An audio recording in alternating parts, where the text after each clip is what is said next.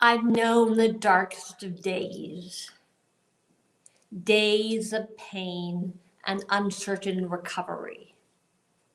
But confronted by despair, I've summoned hope. Confronted by paralysis and aphasia, I responded with grit and determination. I put one foot in front of the other. I found one word and then I found another. My recovery is a daily fight, but fighting makes me stronger. Words once came easily. Today I struggle to speak, but I've not lost my voice.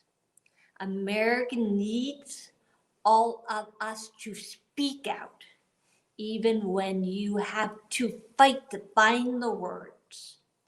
I'm also in a second fight, the fight to stop gun violence.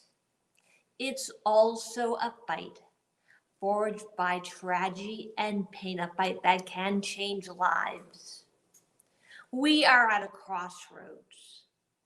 We can let the shooting continue, or we can act. We can protect our families, our future. We can vote. We can be on the right side of history. Please join us in this fight. Thank you very much. Gabby, thank you so much for that powerful and thoughtful statement to open our experience together, the darkest of days. We are so lucky to have you with us, particularly after what happened yesterday at the nation's capital. I'm Karina Bland, a columnist and reporter for the Arizona Republic and USA Today Network. I covered the shooting in 2011 and have written regularly about the victims and survivors in the 10 years since. I'd like to introduce Dr. Fabi Hirsch, Gabby's speech pathologist at the Aphasia Center of Tucson. Fabi and Gabby, which I love, have been working together for 8 years. I'm going to start with a question to Fabi. Fabi, you've lived in Tucson for 24 years. You must have been shaken by a mass shooting in your own community. Yes, I remember exactly where I was when I heard about the shooting. I didn't know Gabby personally at the time, but she was my representative. And they initially announced that she had been killed. And I was shocked. I was scared. I was scared for my family, for our community. Fortunately, they then announced that she had survived. And so for months, I paid very close attention to anything in the news about Gabby's recovery. I think everyone in Tucson did. We wanted some sort of hope to come out of that day. And because my area is aphasia, I was especially interested in any news about how she was doing with her communication skills. Was she able to speak? Was she able to read, to write? Gabby, it was 19 months after the shooting that you were able to leave Houston, where you were receiving treatment, and return to Tucson, your home. Were you excited to return to Tucson? So excited. The mountains, the desert. I'm home. Fabi, what was it like for you to get that call asking if you could help Gabby? I was really excited to get that call. I mean, this is what I do. I work with people who have aphasia to help them regain their communication skills. So to get that call, to be asked to help Gabby, I was really honored. But I have to admit, I was really nervous, Gabby, to first meet you. I've worked with a lot of people who have aphasia, but never somebody who has had a gunshot wound to the head, because most people don't survive that. So I was nervous. I met Gabby at her house, and I was sitting at the kitchen table, and she came right in, walked into the kitchen, sat down across from me, and gave me this huge, determined smile. And all the nerves just faded away. And I knew we would be a really good team. And we have spent, like Gabby, lots and lots of hours across from each other at that kitchen table doing therapy. Fabi, you mentioned aphasia, and I think most people probably don't know what that is. Can you tell us more about it? Yes. So aphasia is when somebody loses at least part of their ability to communicate. Could be speaking or understanding, reading or writing, or any combination of those. So because of an injury to the language parts of the brain. The important thing to keep in mind is that it's a problem with language, not with cognition or thinking skills. So those thinking skills are all still intact. It's those language skills that have been impacted. So if you can imagine knowing exactly what you want to say, but not being able to get those words out, that's aphasia. Okay. So Gabby, let me ask you. So Fabi explained what aphasia means medically. Gabby, what does aphasia mean to you personally? Really, really sucks. The tip of the tongue. Gabby Giffords speaks. So quiet now. Gabby, I heard that early in your recovery, you only had a couple of words that you could say. What?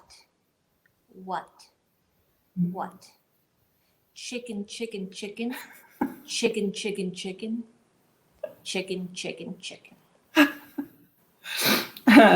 Fabi, when you first started working with Gabby, how did you determine what she was capable of? And then does that determine your approach to therapy?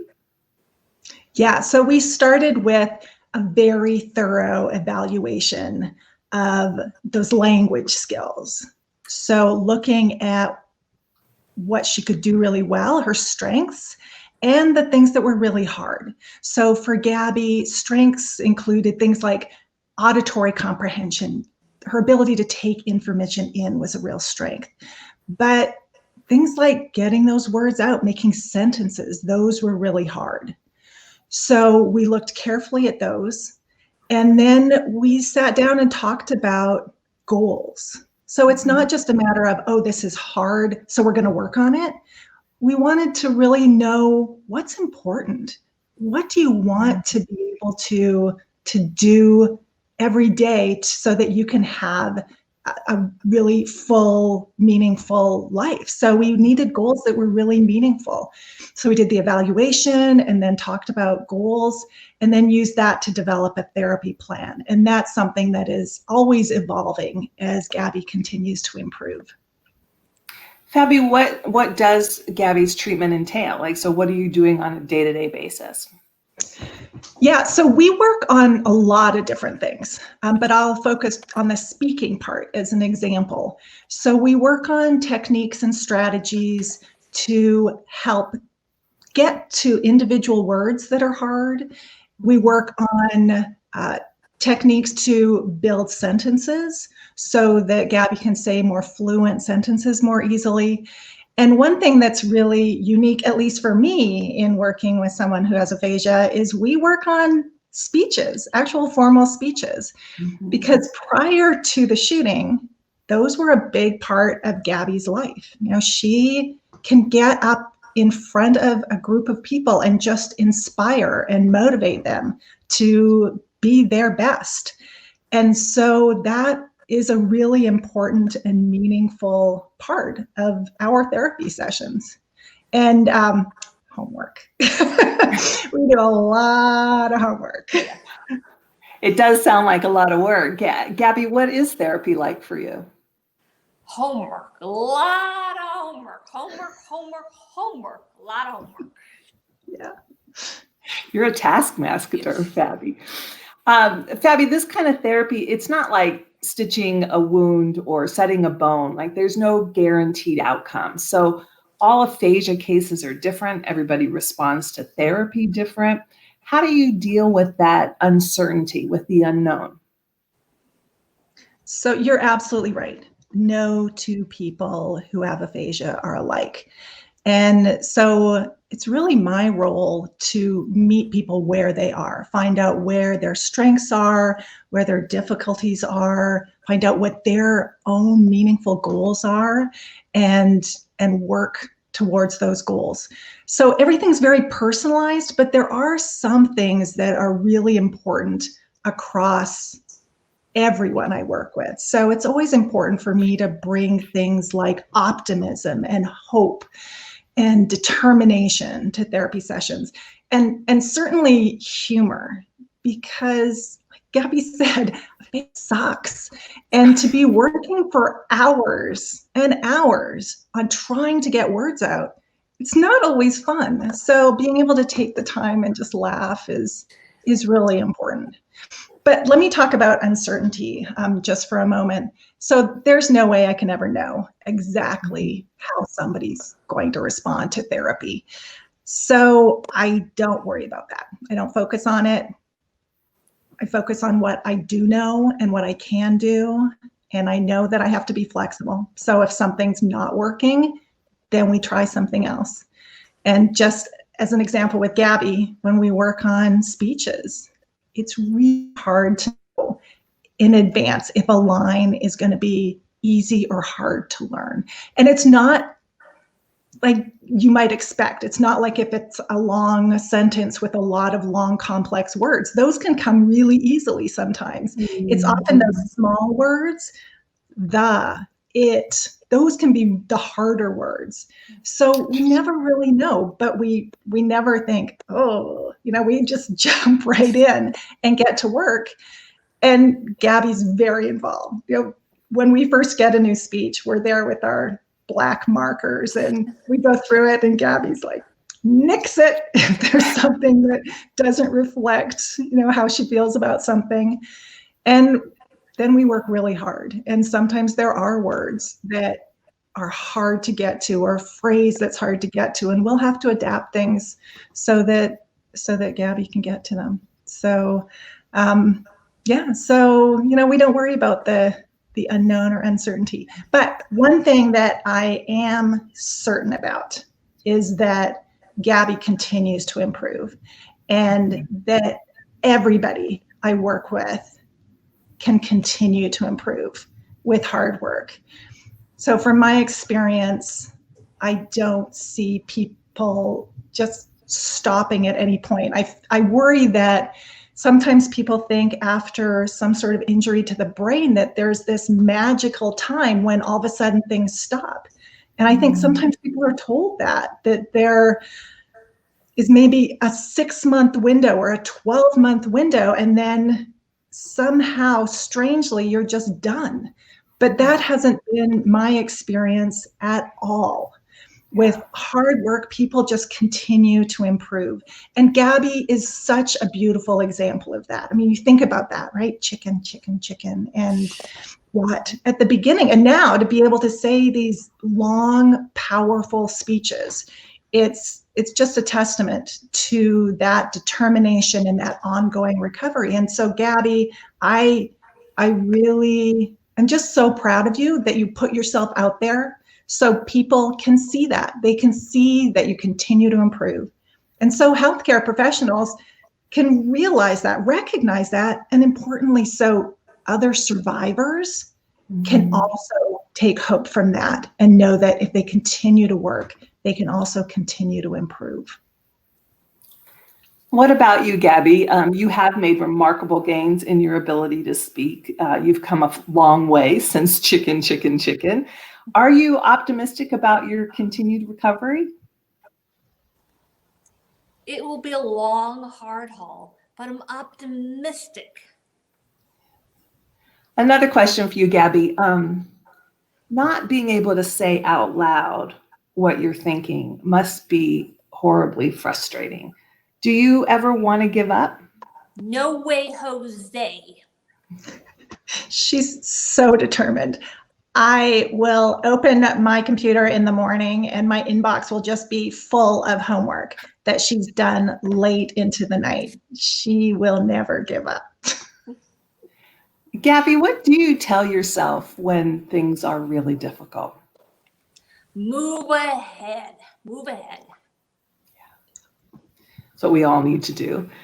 Gabby, on top of your therapy, what kinds of things have you been doing? What are your days like?